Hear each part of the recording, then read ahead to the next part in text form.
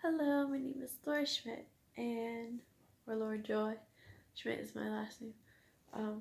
But I would like to read Genesis 10 and possibly 11. So here we go.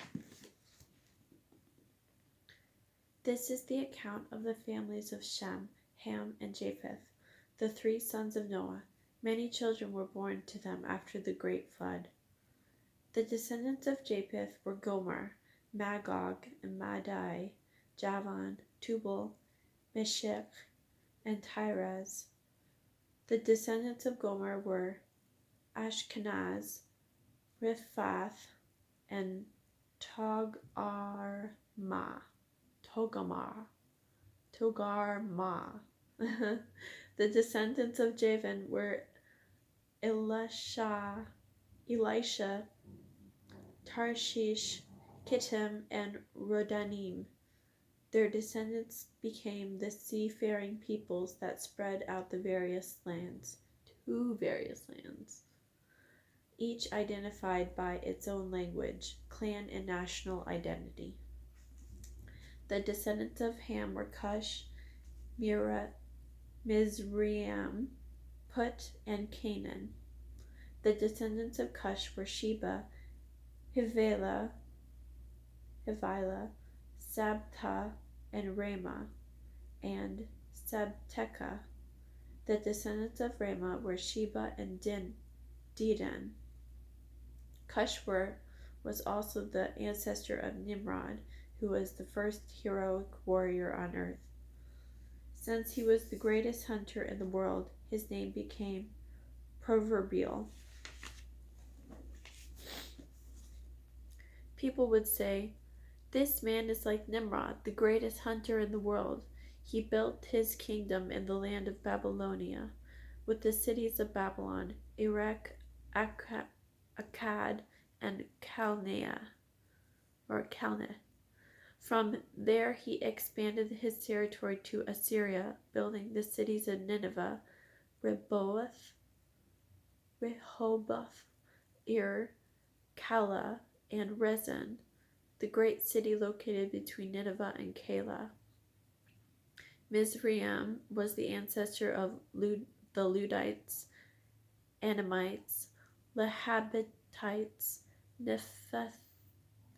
Nephtalites, and Perizzites, Calahites, and the Caphtorites, from whom the Philistines came. Canaan's oldest son was Sidon, and the ancestor of the Hittites, Jebusites, Amorites, Girgashites, Hivitites, Arkites, Sinites, Arvadites, Zemarites, and Hamathites. The Canaanite clans eventually spread out, and the territory of Canaan extended from Sidon in the north of Gerar and Gaza in the south, and the east as far as Sodom and Gomorrah, Admah, and Zeboim near Lasha. These were the descendants of Ham, identified by clan language, territory, and national identity. Sons were also born to Shem, the older of Japheth. Shem was the ancestor of all the descendants of Ebner, or Eber, no N, Eber. The descendants of Shem were Elam, Asher, Arphaxad, Lud, and Aram. The descendants of Aram were Uz, Hul, Gether, and Mash. Thank you, Aram, for naming your children something pronounceable. Arphaxad was the father of Shelah, and Shelah was the father of Ebner. Ebner had two sons. The first was named Peleg, which means division. For during his lifetime, people from the world were divided into different language groups. His brother's name was Joktan, Joktan was the ancestor of Almadad, Shelef, Hazarmaveth, Hazarmaveth, Jera, Hodoram, Uzal, Dikla, Obal, Adamael, Sheba, Ophir, Havilah, and Jobab. All of these were descendants of Joktan. The territory they occupied extended from Mesha all the way to Sephar in the eastern mountains. These were the descendants of Shem, identified by clan, language, territory, and national identity. These are the clans that descended from Noah's sons, arranged by nation according to their lines of descent. All the nations of the earth descended from these clans after the great flood. Okay. This is chapter 11. At one time, all the people of the world spoke the same language, used the same words. As people migrated to the east, they found a plain in the land of Babylonia and settled there. They began saying to each other, "Let's make bricks and harden them with fire." This is the region bricks were used instead of stone, and tar was used for mortar. Then they said, "Come, let's build a great city for ourselves, with a tower that reaches into the sky. This will make us famous and keep us from being scattered all over the earth, all over the world." But the Lord came down and looked at the city and the tower the people were building. "Look," he said, "the people are united and they all speak the same language. After this, nothing they set out to do will be impossible for them. Come, let's go down and confuse the people with different languages. Then they won't be able to understand each other."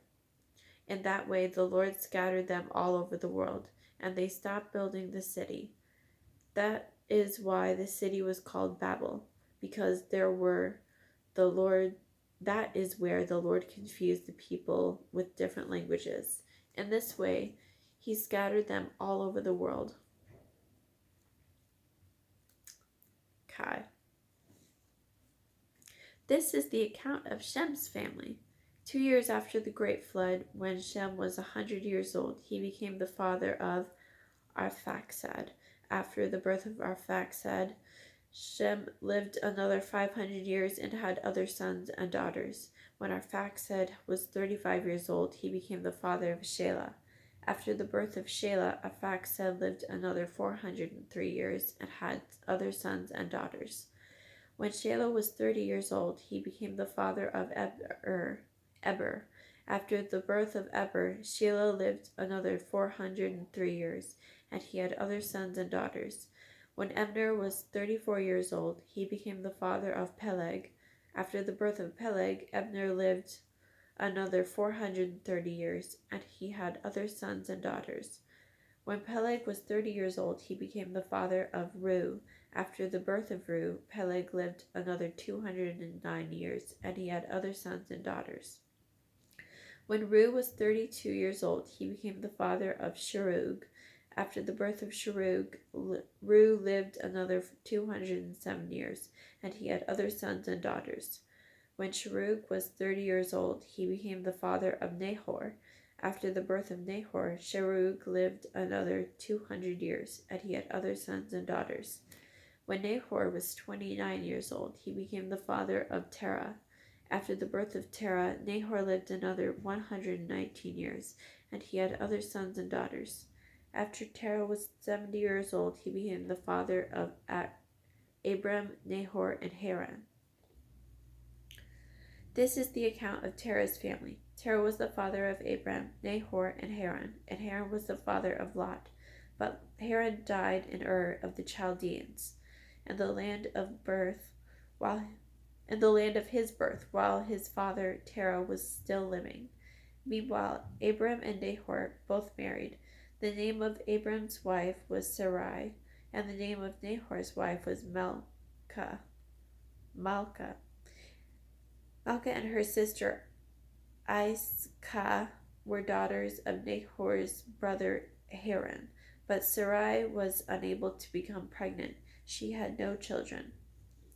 One day Terah took his son Abram, his daughter-in-law Sarai, his son Abram's wife, and his grandson Lot, his son Haran's child, and moved away from Ur of the Chaldeans. He headed for the land of Canaan, but they stopped at Haran and settled there. Terah lived for 205 years, and he died while still in Haran. Oh my goodness. Mouthfuls. That is chapter 10 and 11 of Genesis. So, yeah. Hope you learned something.